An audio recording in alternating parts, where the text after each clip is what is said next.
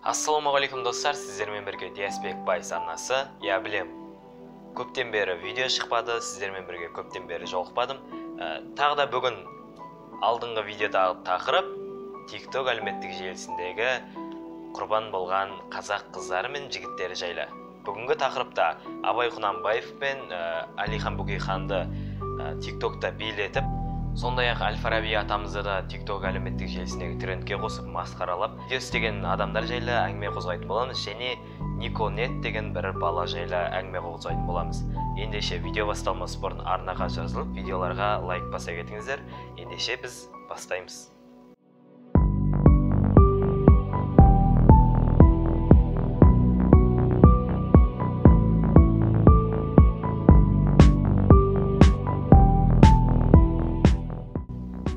Видеом басында айтқандай, бұл трендтерге біз үшін осы келешек өсіп келе жатқан ұрпақ үшін еңбек еткен адамдарды осындай болмайтын трендке қосып, оларды масқаралап, оларды таптап видео түсірген адамды мен мысалға кешірмеймін. Мысалға Абай Құнанбаевты алайық. Абай Құнанбаев не істеді? Біздің көзімізді ашты. Яғни өлеңдері арқылы, әңгімелері арқылы, қара сөздері арқылы, сондай-ақ басқа да дүниелер жасап, біздің халықтың көзін ашты. Әлихан Бөкейханов біздің жер үшін, ел үшін кезінде КСРО заманында талай күресті, талай еңбектерді атқарды. Сол үшін де ату жазасына кесілді. Менің қатты бір жаныма келгені Әлихан Бөкейхановтың ең соңғы суретін, яғни түрмеде түсіріп алған суретін TikTok әлеуметтік желісіндегі трендке қосқаны. Бұл енді патолог достар. Өйткені орыстар оны Әлихан Бөкейхановты соңғы ату жазасын кесер алдында түрмеде отқан жерінде суретке түсіріп алды. Бұл енді адам баласына жасайтын қиянат деп ойламаймын өзі.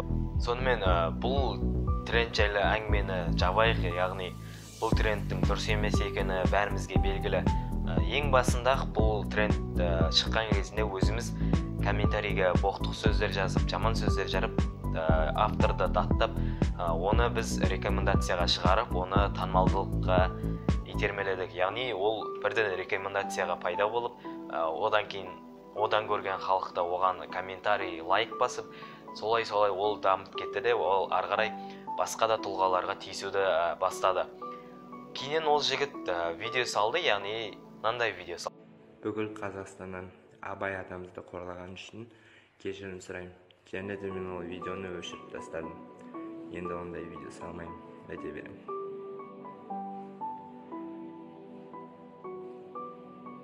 It's M to the B, it's M to the B, it's M to the B, it's M to the B, bang.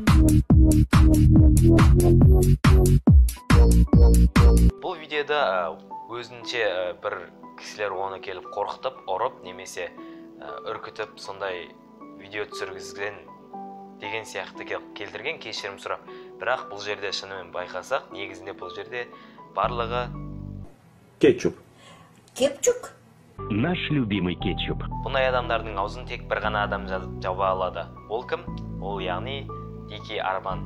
Бұл кісі біраз адамдардың да аузын жапты, яғни Қалуымнан шыққан Ильяс атты жігіт аузын жапты. Одан кейін тағы да басқа Жанзақ деген Альфонстың аузын жапты. Сондай-ақ Гарант 24 Ламбардты біздің халықты алдап кетті, оның да аузын жапты.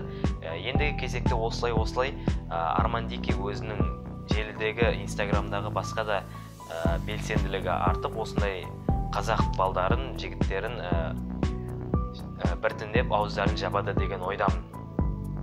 Сонымен екінші тақырыпқа оралайық. Екінші тақырып Никонет жайлы. Никонеттің видеоларын қарасақ, өзін қыз-теке жігіт сияқты сезінеді. Бір-екі видеосын тамашалап жіберейік. Саман әсе! Мынау тәтем маған күшті тубль алып бер, 1 сентябрьға десем, табақта галеш сатып алған ғой, менің бетім ито. Не? TikToktың саясаты мынандай екен. Мысалға, мен бір қуып немесе қыз-теке сияқты болып, қыз-теке жігіт сияқты болып видео түсірсем, мен бірден рекомендацияға шығам. Не үшін? Өйткені TikTokта демократия деген сияқты өз-өзін ашық көрсету, өзінің образын ашық көрсету деген саясат ұстанады. Бұл саясат TikTokта ғана, Instagramда, YouTubeда, басқа да әлеуметтік желілерде жоқ. Мысалға, мен YouTubeға бір жануардың немесе адамның ыңғайсыз жерін салып қалсам, YouTube менің видеомда да, каналымда да бірден заблокировать етіп тастайды. Өйткені бұл жақта заң қатал. Instagramда да сондай. Бірақ TikTokта өкінішке орай бұндай емес. TikTokта қыз-теке сияқты жігіттер етегін ашқан қыздар бірден рекомендацияға түсіп, олар бірден танымалдылыққа артады. Бір қорқыныштым бар. Ол Instagram қазір мысалға мусорға айналып кетті, яғни қоқысқа айналып кетті.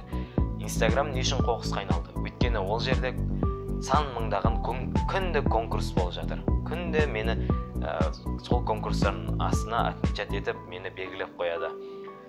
Яғни Instagram осылай қоқысқа айналып бара жатыр.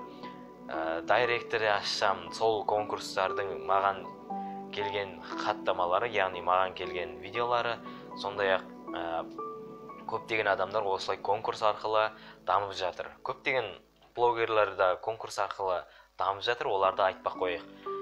Яғни осылай Instagram қоқысқа айналып бара жатыр. TikToktан құтылудың екінші әдісі, яғни TikTok әлеуметтік желісіне қазақ қыздарының, жігіттердің видео түсірмеудің екінші әдісі, ол Instagram, яғни Facebook.